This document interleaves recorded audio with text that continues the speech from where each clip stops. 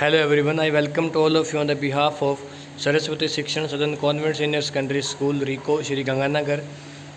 Admissions are open for the session 2020-21. Thank you.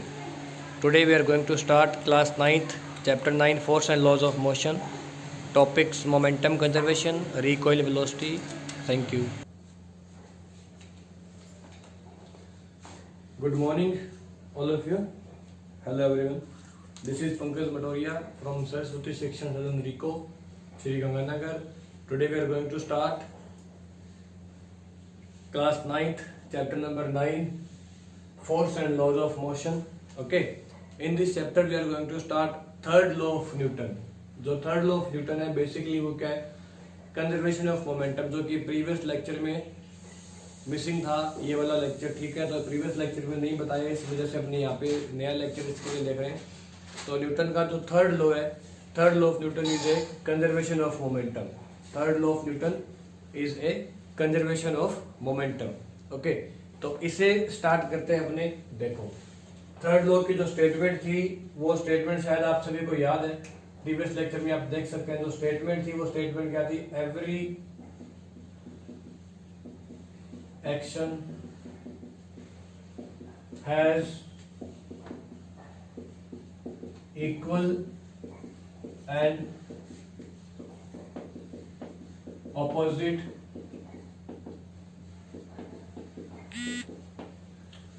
ये था आपका थर्ड लॉ ऑफ न्यूटन. हमने क्या स्टार्ट किया था? Third law of Newton.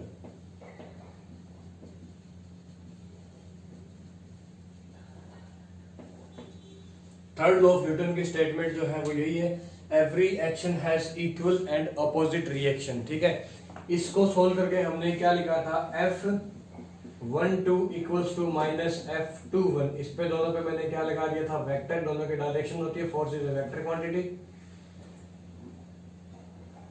Okay, F12 equals to minus F21. ये था आपका थर्ड लॉ का स्टेटमेंट. थर्ड लॉ का जो स्टेटमेंट है ना वो मोमेंटम कंजर्वेशन को भी फॉलो करता है. जो थर्ड लॉ का स्टेटमेंट है वो मोमेंटम कंजर्वेशन को भी फॉलो करता है. वो कैसे फॉलो करता है? थर्ड लॉ से हमें कंजर्वेशन ऑफ मोमेंटम को प्रूफ करना है. What is conservation of momentum? For example, दो बॉडी है, इसकी वेलोसिटी u वेलोसिटी, इसकी वेलोसिटी v है. इससे इसको क्या किया? पीछे से कोलाइड किया, टक्कर मारी, मींस क्या किया? कोलाइड किया. तो कोलाइड आफ्टर कोलिजन और बिफोर कोलिजन, आफ्टर कोलिजन और बिफोर कोलिजन दोनों बॉडी का मोमेंटम क्या रहेगा? Remains conserve. मोमेंटम दोनों बॉडीज का क्या रहेगा? Remains conserve. This is the third law of Newton. तो थर्ड लॉ ऑफ न्यूटन की एक और डेफिनेशन बनती है जो कि है कंजर्वेशन ऑफ मोमेंटम. अब हमें उस चीज को क्या करना है? प्रूफ करना है. तो जाके हमारा क्या हुआ? Third law. उस कंजर्वेशन ऑफ मोमेंटम पे कुछ एप्लीकेशंस भी है उस कंजर्वेशन ऑफ मोमेंटम की. जैसे गन से बुलेट को फायर किया तो गन ने पीछे अपने को थोड़ा सा पुश किया, उसे बोलते हैं recoil velocity of a gun. तो उसके बाद हम रिकॉइल वेलोसिटी ऑफ गन के बारे में डिस्कस करेंगे और उसके बाद कुछ एक न्यूमेरिकल्स को डिस्कस करेंगे. तो इस लेक्चर में बेसिकली यही रहेगा आपका. ठीक है, तो देखिए, थर्ड लॉ ऑफ न्यूटन की स्टेटमेंट आपको याद है. ठीक है, every action has equal and opposite reaction. Okay, हाँ जी. तो अभी हम स्टार्ट कर रहे हैं कंजर्वेशन ऑफ मोमेंटम. ये थर्ड लॉ पे बेस है. ठीक है,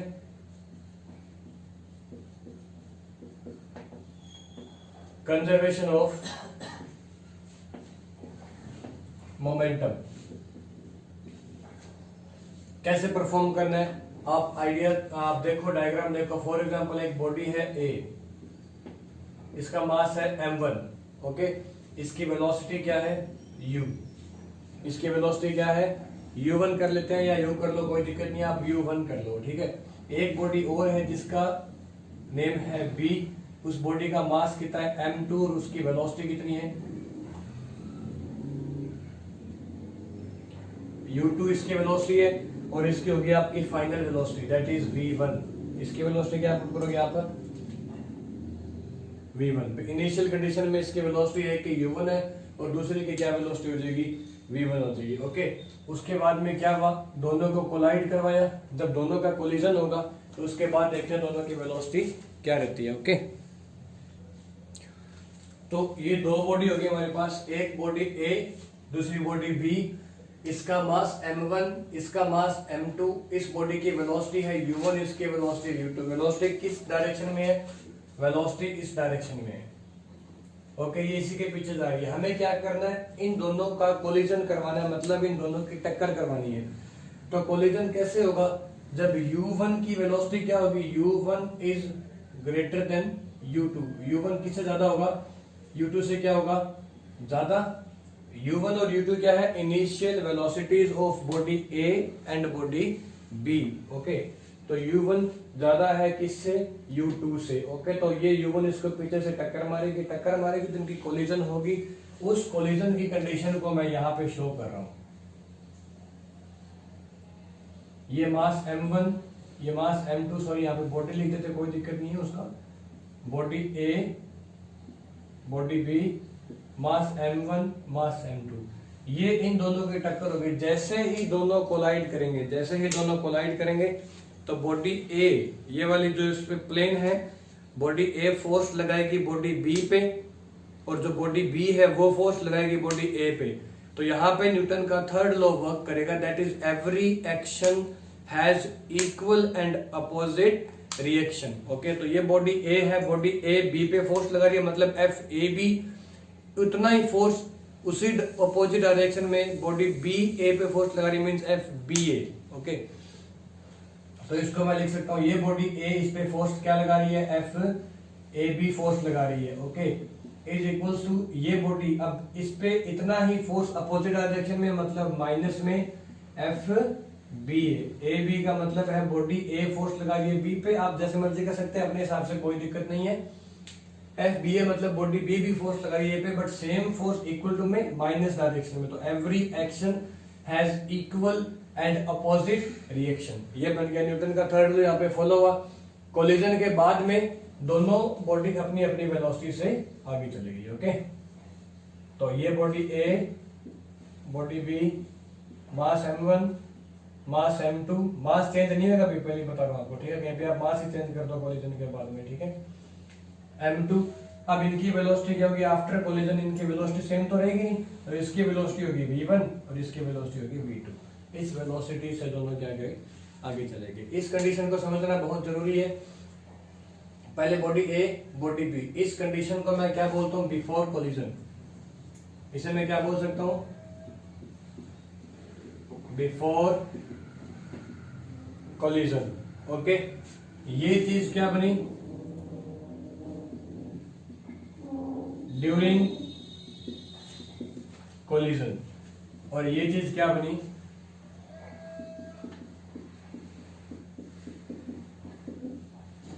आफ्टर कोलिजन। ठीक है, यहां पे ये अपने दो पार्ट रहेंगे इसको सोल्व करने के।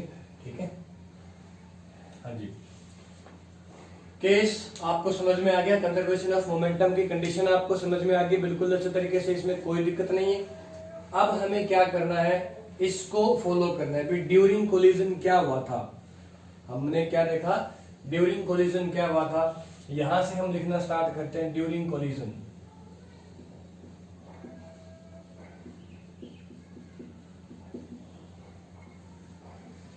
ड्यूरिंग कोलिजन क्या था? During collision F A B vector is equals to minus F B A vector. ये था आपका ड्यूरिंग कोलिजन में।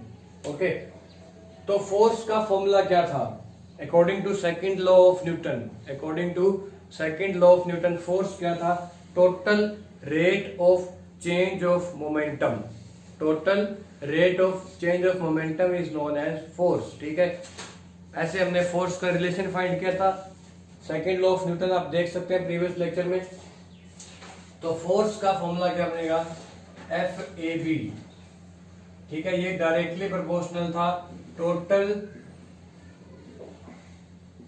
रेट ऑफ चेंज ऑफ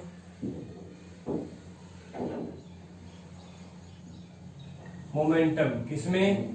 ए में। जब ये पहले ए आया तो क्या लिखोगे? ए, और उससे पहले बी आएगा तो किसमें चेंज फाइंड करोगे? यहाँ पर बी में फाइंड करोगे। ठीक है, तो F A B, F A B is directly proportional to, F A B is directly proportional to, बोलिए एफ ए बी का फॉर्मूला क्या बनेगा, या F A B equal to लिख दो, कोई दिक्कत नहीं, डजंट मैटर।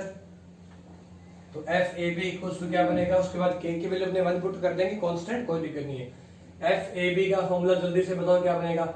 ये तो है sir total rate of change of momentum in body A B, body A के मोमेंटम में हमें चेंज फाइंड करना है।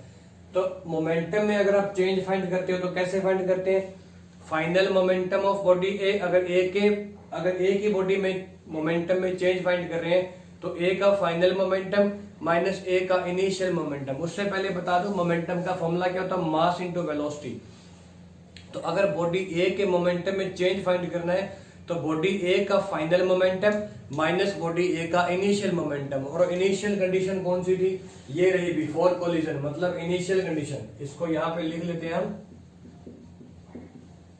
इनिशियल। आफ्टर कोलिजन ये कौन सी कंडीशन हुई आपकी, फाइनल कंडीशन। ओके, तो बताइए बॉडी ए का जो फाइनल मोमेंटम है वो कितना है, बॉडी ए ये रही, इसका फाइनल मोमेंटम, इसका मास इनटू इसकी final velocity, that is mv1। ठीक है, तो फाइनल मोमेंटम क्या बना, m1v1 माइनस बॉडी ए का इनिशियल मोमेंटम क्या बना, m1u1। तो माइनस में क्या किया मैंने, m1u1 अपॉन में मुझे क्या करना है, टाइम। ओके, ये बन गया अपॉन में टाइम। तो बड़ा सिंपल सा काम किया हमने, कोई दिक्कत नहीं है इस पे, इतना कुछ बड़ा काम नहीं किया। तो F A B directly proportional to total rate of change of momentum, rate मतलब अपॉन में टाइम लगा दिया, चेंज ऑफ मोमेंटम किसमें, बॉडी ए के बॉडी में क्या आ गया, चेंज ऑफ मोमेंटम आ गया। इसी तरीके से मैं इसको इक्वेशन नंबर क्या पुट करता हूँ, इक्वेशन नंबर हमने पुट कर दिया, इसको फर्स्ट पुट कर दिया। अब देखिए एफ बी ए वेक्टर बोलो क्या आएगा, total rate of change of momentum in body B. Okay, momentum in body. Okay, तो इसको मैंने क्या लिखा, total rate of change of momentum लिख देता हूं मैं यहाँ पे, कोई बात नहीं। Total rate of change of momentum in body B. Okay, थोड़ा बी से लिख देते हैं, इन बॉडी बी, ये हो गया total rate of change of momentum in body B. Okay, इसको जब बॉडी बी में टोटल रेट, तो एफ ए बी का फॉर्मूला बोलो क्या बन गया, एफ बी ए का फॉर्मूला बोलो बेटा जल्दी, यहां से क्या बन गया, एफ बी ए का फॉर्मूला बन गया। अब बी के मोमेंटम में चेंज क्या होगा, ये रहा बी के मोमेंटम में चेंज। ओके, पहला इनिशियल मोमेंटम, ये वाला बी का फाइनल मोमेंटम, और मोमेंटम में चेंज फाइंड करने के लिए क्या करते हैं, final momentum of body B minus final momentum of body A to find the change of momentum in body B. Am I clear about this. तो body what is the final momentum of body B is, क्या लिखा आपने, m2, क्योंकि body B का मास कितना m2 और final velocity कितनी है बेटा, v2। ठीक है, माइनस में क्या लिखा, m2 u2। ओके, अपॉन में क्या लिख दिया, टाइम से टी की जगह टी लिख दिया, m u2। बस ये हो गया आपकी इक्वेशन नंबर 2। ठीक है, ये जो इक्वेशन थी इसे अपने इक्वेशन नंबर स्टार बोलते हैं। ठीक है, अब क्या करेंगे, from equation first and equation 2 जो वैल्यू आएगी वो वैल्यू किस में पुट करेंगे, इक्वेशन नंबर स्टार में। तो हमने क्या किया, from equation number first and second या put this value in star. ठीक है, from equation first and second in equation star. Okay, तो इक्वेशन स्टार क्या है, एफ ए बी का फॉर्मूला क्या बनाया हमने, m1v1 माइनस m1u1 अपॉन में t। तो इसकी जगह आपने क्या लिखा, m1v1 माइनस m1u1 अपॉन में t लिख दिया, इज इक्वल्स टू माइनस का साइन है, ये माइनस लगा दिया, एफ बी ए की value m2v2 minus m2u2 upon में t। तो मैंने बी ए की जगह क्या लिखा, m2v2 माइनस m2u2 अपॉन में क्या लिख दिया, t लिख दिया। ओके, अब t से t क्या हो गया बेटा, कैंसिल आउट हो गया। जब इसको सोल्व किया तो देखो क्या बनता है, ये m1v1 minus m1u1 is equals to minus में m2v2, ये माइनस माइनस प्लस हो गया, तो प्लस में क्या लिखा मैंने, m2 u2। नेक्स्ट स्टेप में आपका आंसर आ जाएगा। ठीक है, तो आपने क्या लिखा, m1 v1, ये m2 v2 को इधर ले आओ तो ये प्लस का हो जाएगा, m2 v2 is equals to इस m1 v1 को उधर ले जाओ m1 u1 को, तो ये प्लस का हो जाएगा। और आगे पढ़ा क्या है, m2 u2, इसको इधर लिख लो उसको उधर लिख लो, कोई दिक्कत नहीं, ये भी सही है। तो लास्ट में फाइनल रिजल्ट लिखा m1 u1 plus m2 u2 is equals to m1 v1 plus में m2 v2। देखो ये बन गया आपकी इक्वेशन। तो थर्ड लॉ ऑफ न्यूटन से हमने क्या कर दिया, दिस इज मोमेंटम कंजर्वेशन। ये क्या है, ये इसे क्या बोलते हैं, मोमेंटम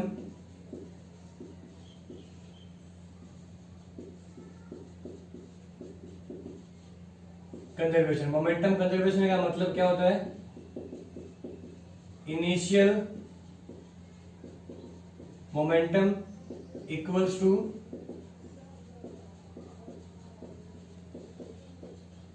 फाइनल मोमेंटम। ये था आपका, फ्रेम में आ रहा है पूरा वीडियो, तो ये था आपका initial momentum equals to final momentum. It means इसे क्या बोलते हैं, मोमेंटम कंजर्वेशन का लॉ बोलते हैं। क्या बोलते हैं, थर्ड लॉ ऑफ न्यूटन को, या थर्ड लॉ ऑफ न्यूटन को एक और लॉ बोलते हैं जिसे क्या बोलते हैं, मोमेंटम कंजर्वेशन भी बोलते हैं। और ये हमने इसका मैथमेटिकल एक्सप्रेशन था जो कि मोस्ट इंपोर्टेंट है क्लास 9 के हिसाब से, और ये क्लास 11 में भी आपके साथ ही रहेगा, आपका पीछा नहीं छोड़ेगा। अगर आप फिजिक्स लोगे, पीछा छोड़ने वाली बात ही नहीं है, इजी है ये, ठीक है, इसमें कोई बड़ी बात नहीं है। ओके, तो ये था आपका total initial momentum is equal to total final momentum. देखिए m1 u1 plus m2 u2, ये तो था टोटल आपका इनिशियल मोमेंटम, और फाइनल में जाके क्या बना, m1 v1 plus m2 v2, ये आपका था टोटल फाइनल मोमेंटम। हम लास्ट में लिख सकते हैं total momentum conservation, so total initial momentum equal to total final momentum from equation 3, from equation 3। Okay, ये वाली जो इक्वेशन है, इस इक्वेशन को क्या लिख दोगे आप, 3 इक्वेशन दे दोगे। तो ये था आपका मोमेंटम कंजर्वेशन। इस पे बेस जो हमें स्टडी करना है वो है रिकॉइल वेलोसिटी। मैं इसको रफ कर रहा हूँ, आप सभी इसको नोट कर सकते हैं, ठीक है, इसको नोट कर लेंगे आप सभी। अब मैं इसको करता हूँ रफ करके, अपने जो इसका नेक्स्ट टॉपिक है उसको स्टार्ट करते हैं। उसका टॉपिक का मोस्ट इंपोर्टेंट टॉपिक है वो भी, और उसका नेम है रिकॉइल वेलोसिटी। उस टॉपिक का नेम क्या है, रिकॉइल वेलोसिटी। रिकॉइल वेलोसिटी क्या है, फॉर एग्जांपल कोई गन से, आर्मी मैन कोई गन से बुलेट फायर करता है, तो क्या होता है, जैसे ही बुलेट फायर करता है उसके शोल्डर पे भी क्या होता है, एक स्ट्रेस आता है, उसके शोल्डर पे भी क्या लगता है, एक धक्का सा लगता है, ठीक है, पुश लगता है उसके शोल्डर को। तो वो जो पुश है, पुश बैक होता है, उस वेलोसिटी को क्या बोलते हैं, रिकॉइल वेलोसिटी बोलते हैं। उसी वेलोसिटी को क्या बोलते हैं, अपने रिकॉइल वेलोसिटी बोलते हैं। इसको प्रूफ करना है अपने को, रिकॉइल वेलोसिटी को। तो अपना जो नेक्स्ट टॉपिक है वो क्या है,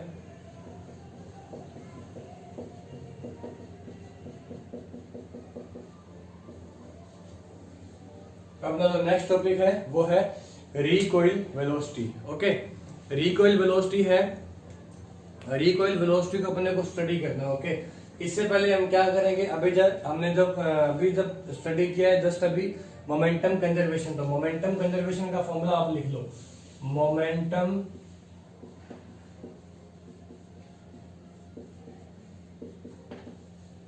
कंजर्वेशन या अकॉर्डिंग टू मोमेंटम कंजर्वेशन क्या था, m1 u1 plus m2 u2 is equals to m1 v1 m2 v2। Total initial momentum equals to total final momentum. दोनों का मोमेंटम क्या रहेगा, कंजर्व मींस चेंज नहीं होगा, जितना पहले था उतना ही बाद में रहेगा। मतलब पहले वाला टोटल मोमेंटम, बाद वाले टोटल मोमेंटम के क्या रहेगा, इक्वल रहेगा। Total initial momentum equals to total final momentum. ठीक है, हमें क्या स्टडी करना है, रिकॉइल वेलोसिटी स्टडी करना। तो रिकॉइल वेलोसिटी क्या होता है, फॉर एग्जांपल अपने एक गन बनाते हैं, ठीक है, ये इसका ट्रिगर हो गया गन का, यहां से क्या फायर हुई, बुलेट, ये क्या है आपकी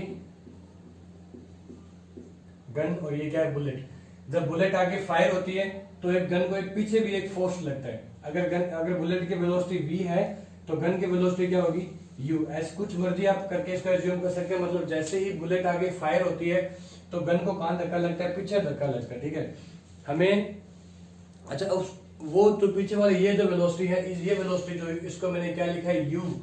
जैसे गन आगे फायर होगी तो एक वेलोसिटी कहां जाएगी, पीछे भी जाएगी, पीछे वाली वेलोसिटी को मैं v लिखता हूं।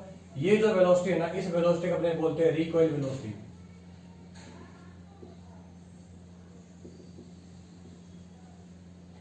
इस वेलोसिटी को बोलते हैं अपने रिकॉइल वेलोसिटी। हाँ थोड़ी कम जरूर होती है बट ये रिकॉइल वेलोसिटी होती है, इसका इफेक्ट को अपने कम भी कर सकते हैं जैसे भी करके। तो रिकॉइल वेलोसिटी को हमें क्या करना, स्टडी करना। तो आपके पास डेफिनेशन बन चुकी होगी रिकॉइल वेलोसिटी की, द वेलोसिटी विद विच। तो रिकॉइल वेलोसिटी की जो डेफिनेशन अपने लिख सकते हैं, the velocity with which gun moves backward after firing a bullet. Okay, तो ये बना आपका रिकॉइल वेलोसिटी का definition, the velocity with which gun moves backward after firing a bullet. Okay, जब बुलेट का आपने फायर करते हैं तो गन को पीछे धक्का लगता है, और वो पीछे धक्का लगने वाला जो वही वेलोसिटी क्या है, आपके रिकॉइल वेलोसिटी, ठीक है। आर्मी की रिस्पेक्ट करनी चाहिए अपने को, बट आर्मी की रिस्पेक्ट इसीलिए भी करना चाहिए भी उसके बहुत सारे रीजन है आर्मी की रिस्पेक्ट करने के। उनमें से एक रीजन ये भी है भी नॉर्मल मैन होता है उसको 40,000 रुपीज मिलते हैं, कोई दिक्कत नहीं, डजंट मैटर। बट जो आर्मी मैन होता है उसको 40,000 ही उसको मिलते हैं, बट वो 40,000 में क्या करता है, अपना शोल्डर भी क्या करता है, छिलवा लेता है सारा का सारा, ठीक है। क्यों? क्योंकि वो जब जैसे ही गन को बुलेट से फायर करेगा, बुलेट फायर करेगा गन से, तो उसके पीछे धक्का लगेगा तो उसके यहाँ पे शोल्डर पे पेन बहुत ज्यादा होता है, ठीक है। तो उसकी वजह से भाई आर्मी की रिस्पेक्ट करने के बहुत सारे रीजन है, तो ये भी रिकॉइल वेलोसिटी भी आर्मी की रिस्पेक्ट करने का एक रीजन है, ठीक है। तो सैल्यूट टू इंडियन आर्मी। उसके बाद क्या करना था, velocity with which gun moves backward after firing a bullet. Okay, तो इससे करने के बाद हमें ना इस चीज को प्रूफ करना भी, हमें रिकॉइल वेलोसिटी फाइंड करनी है भाई, रिकॉइल वेलोसिटी असल में होती कितनी है, कैसी दिखती है, क्या है रिकॉइल वेलोसिटी, ठीक है। तो बड़ा सिंपल सा काम है, रिकॉइल वेलोसिटी फाइंड करने के लिए क्या करते हैं, जब गन से बुलेट फायर हो गई तो बस गन और बुलेट का केस अपने कंसीडर करते हैं। गन से क्या हुआ, बुलेट फायर हो गई, तो उसके दो कंडीशन बनी। फर्स्ट कंडीशन क्या थी, जब बुलेट फायर नहीं हुई थी, और नंबर सेकंड कंडीशन क्या, जब बुलेट फायर होगी, ठीक है। तो दो कंडीशन बनेगी, ठीक है। तो मैं यहाँ पे कुछ अपने डेटा वगैरह लिख लेते हैं। वेलोसिटी ऑफ गन जो कि पीछे की तरफ जाएगी उसे हम कैपिटल वी से लिखते हैं, ओके। इसके बाद लिखते हैं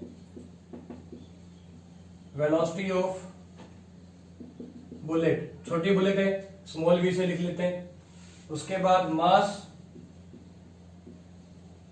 ऑफ गन, गन बड़ी है तो इसका मास कैपिटल एम पुट करते हैं, और मास ऑफ बुलेट, बुलेट छोटी है तो मास कितना पुट किया अपनों ने, स्मॉल एम, इसका मास पुट कर दिया। यहां तक क्लियर है। तो हम क्या करते हैं, according to conservation of momentum, क्या लगाते हैं, according to conservation of momentum initial momentum is equals to final momentum. इसके डेफिनेशन क्या बनेगी, total initial momentum is equals to total final momentum. Total initial momentum is equals to total final momentum. तो देखो total initial momentum कितना होगा, जब gun से bullet fire ही नहीं हुई, फायर हुई नहीं है, ठीक है, वो कंडीशन है इनिशियल। तो इनिशियल के अंदर टोटल मोमेंटम कितना होगा, देखो इनिशियल के अंदर टोटल मोमेंटम कैसे फाइंड करेंगे, गन का मास m, गन की वेलोसिटी कितनी 0, क्योंकि फायर तो हुआ ही नहीं, रिकॉइल वेलोसिटी स्टार्ट ही नहीं। बुलेट का मास भी ठीक है मान लेते हैं m, बट बुलेट की वेलोसिटी भी कितनी 0। तो गन का जो इनिशियल मोमेंटम हुआ इसको हम यूज करके लिख रहे हैं इनिशियल मोमेंटम कितना लिखना पड़ेगा, मुझे 0 लिखना पड़ेगा। इनिशियल मोमेंटम कितना लिखना पड़ेगा, 0। क्यों लिखना पड़ेगा, क्योंकि गन का मास तो है बट वेलोसिटी 0, प्लस बुलेट का मास है बट उसकी वेलोसिटी 0। क्यों, क्योंकि कंडीशन कौन सी है बच्चे, इनिशियल कंडीशन है। तो इनिशियल कंडीशन के अंदर टोटल मोमेंटम जब फायर ही नहीं हुआ, बुलेट ही फायर नहीं हुई, तो मोमेंटम भी नहीं है, बुलेट फायर नहीं, इट मींस वेलोसिटी जीरो, और गन की भी वेलोसिटी क्या जीरो, इट मींस मोमेंटम क्या जीरो। तो इनिशियल टोटल मोमेंटम कितना हुआ, जीरो। आफ्टर फायरिंग, ये था बिफोर फायरिंग, इसको मैं क्या लिखूंगा, आप लिख सकते हैं before firing momentum equals to after firing momentum. तो बिफोर फायरिंग मोमेंटम कितना लिखा आपने, जीरो लिखा। आफ्टर फायरिंग मोमेंटम, अब देखो बुलेट गन से फायर हो चुकी है, तो बुलेट की भी कुछ वेलोसिटी है, अगर बुलेट आगे निकली तो गन कहां लगेगी, गन का धक्का कहां लगेगा, पीछे लगेगा। अब मतलब दोनों की कुछ ना कुछ वेलोसिटीज है, ठीक है। तो बताइए गन का मोमेंटम कितना होगा, गन का मास इंटू गन की वेलोसिटी, यानी कि m कैपिटल इंटू v, ये तो हो गया गन का मोमेंटम। ओके, अब नेक्स्ट क्या है, बुलेट का मोमेंटम, बुलेट का मास इंटू बुलेट की वेलोसिटी। तो बुलेट का मास कितना, स्मॉल m, और बुलेट की वेलोसिटी कितनी, स्मॉल v। ये आपका बन गया अकॉर्डिंग टू मोमेंटम कंजर्वेशन, हमने एक रिलेशन बना लिया। अब इसमें आप बता सकते हैं कि अभी रिकॉइल वेलोसिटी कौन सी है, रिकॉइल वेलोसिटी कौन सी है, velocity with which gun moves backward, है ना। तो गन कौन सी वेलोसिटी से बैकवर्ड हो रही है, स्मॉल v से या कैपिटल V से। गन बड़ी है तो गन की वेलोसिटी क्या होगी, कैपिटल, ज्यादा नहीं होगी, बुलेट से ज्यादा नहीं हो सकती। अगर बुलेट से ज्यादा होगी तो फिर तो पीछे गिर जाएंगे, अपने गन के साथ जाएंगे पीछे, ऐसा नहीं होता, ठीक है। तो ये जो कैपिटल V है ये किसकी वेलोसिटी है, ये गन की वेलोसिटी है। इसी वेलोसिटी को मैं क्या बोलता हूँ, रिकॉइल वेलोसिटी बोलता हूँ, ठीक है। इस गन की वेलोसिटी को ही मैं क्या बोलता हूँ, recoil velocity of a gun. Okay, तो इसको मेरे को कैपिटल V को फाइंड करना है, इस स्मॉल v को मैं इधर ले आऊं, ठीक है। तो क्या हो गया, इसको जब सोल्व किया तो माइनस में m into v is equal to capital M into capital V। तो यहां से कैपिटल V का फॉर्मूला आ गया माइनस में m स्मॉल v अपॉन में कैपिटल M। ये आपके पास क्या आ गया, capital V, that is recoil velocity, recoil velocity.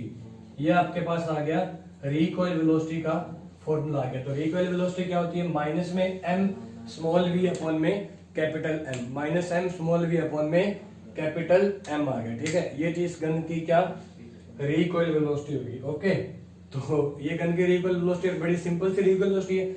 अब हमें करना है भी सर गन की रिकॉइल वेलोसिटी को कम कैसे करें, गन की जो रिकॉइल वेलोसिटी है उसे हम कम कैसे करें, ऐसा कौन सा तरीका है जो फॉर्मूले के हिसाब से गन की रिकॉइल वेलोसिटी को क्या कर दें, अपने कम कर दें, ठीक है। तो गन की रिकॉइल वेलोसिटी को कम करने का तरीका, बेस्ट तरीका हमारे पास क्या है, अच्छा सर ये तो बताओ। तो गन की रिकॉइल वेलोसिटी कम करने का तरीका है, देखो जैसे ही मास को मैं क्या करूंगा, ये मास कैपिटल M मास क्या है, ये कैपिटल M किसका मास है, गन का मास है ना। तो गन के मास को, गन का मास इस गन की वेलोसिटी के साथ इनवर्सली प्रोपोर्शनल है, अपॉन में लगा हुआ है ना। तो जैसे ही मैं गन के मास को क्या करता हूँ, इंक्रीज करता हूँ, तो रिकॉइल वेलोसिटी ऑटोमेटिक क्या हो जाती है, कम हो जाती है। तो रिकॉइल वेलोसिटी को कम करने के लिए मुझे क्या करना चाहिए, गन के मास को हैवी करना चाहिए, गन को थोड़ा क्या करना चाहिए, हैवी करना चाहिए, जिससे कि रिकॉइल वेलोसिटी क्या हो जाती है, ऑटोमेटिक कम मिलती है हमें, ठीक है। तो जैसे हल्की गन है, पिस्टल वगैरह है, तो उसमें रिकॉइल वेलोसिटी ज्यादा होती है, और जैसे ही ज्यादा बड़ी गन से अपने फायर करते हैं तो उसकी रिकॉइल वेलोसिटी थोड़ी सी क्या अपने को कम लगती है। क्यों, क्योंकि हमने गन को तो हैवी कर दिया, और बुलेट का मास क्या करते हैं अपने, ये रहा बुलेट का मास, बुलेट का मास क्या करना है अपने को, कम करना है। बुलेट का मास क्या करना है अपने को, कम करना है, और गन का मास क्या करना है अपने को, ज्यादा करना है, जिससे कि रिकॉइल वेलोसिटी ऑटोमेटिक क्या हो जाएगी, कम हो जाएगी। और जितने भी गन्स वगैरह बनती है, डिजाइन बनते हैं, तो उनमें गन के वेट को और बुलेट के वेट के अंदर जो डिफरेंस है वो बहुत ज्यादा रखते हैं। गन का मास और बुलेट का मास के अंदर जो डिफरेंस है वो ज्यादा रखेंगे, तो रिकॉइल वेलोसिटी ऑटोमेटिक हमें क्या मिलेगी, कम मिलेगी, ठीक है। तो ये था आपका रिकॉइल वेलोसिटी, सिंपल था, ठीक है। The velocity with which gun moves backward after firing a bullet is known as recoil velocity of a gun. बस मोमेंटम कंजर्वेशन का फॉर्मूला लगाना है, बिफोर फायरिंग मोमेंटम कितना, zero, after firing momentum add करके आप 1 सेकंड में क्या कर लेंगे, इसका आंसर निकालेंगे। अभी जो इसके बाद नेक्स्ट अपने स्टार्ट करेंगे वो इसका न्यूमेरिकल सेशन स्टार्ट कर रहे हैं, ठीक है। तो न्यूमेरिकल मोमेंटम पे बेस्ड न्यूमेरिकल है, कुछ रिकॉइल वेलोसिटी पे बेस्ड न्यूमेरिकल है, वो थोड़े 3-4 न्यूमेरिकल देखते हैं इस चैप्टर के लिए, ओके। तो न्यूमेरिकल नंबर फर्स्ट आप नोट करो। तो न्यूमेरिकल आपको कहता है an object of mass 100 kg is accelerated uniformly from a velocity of 5 metre per second to 8 metre per second in 6 second. ठीक है, तो वेलोसिटी जो इसकी initial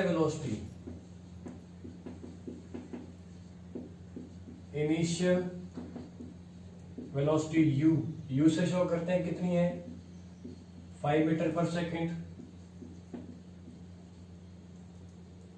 final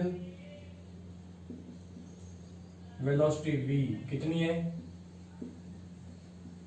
8 metre per second. Okay, in 6 second जो time मिला, time taken t equals to 6 second. Calculate the initial and final momentum. अब बताइए initial momentum क्या होगा, mass into initial velocity. Final momentum क्या होगा, मास इनटू फाइनल मोमेंटम। ठीक है, तो ये इसका मास कितना है 100 kg। तो यहाँ पे अब लास्ट में क्या लिखेंगे अपने, mass of body.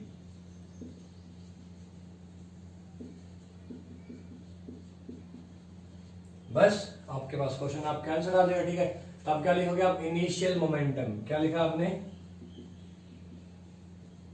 Initial momentum. बोलो इनिशियल मोमेंटम का फॉर्मूला क्या आएगा, मास इनटू इनिशियल वेलोसिटी।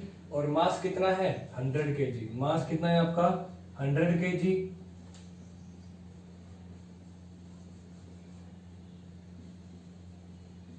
वेलोसिटी कितनी है इनिशियल 5 मीटर पर सेकेंड। तो इनिशियल मोमेंटम कितना है 100 इंटू 5 कितना आ गया 500 kg into metre per second, answer. अब इसके बाद में क्या करना है,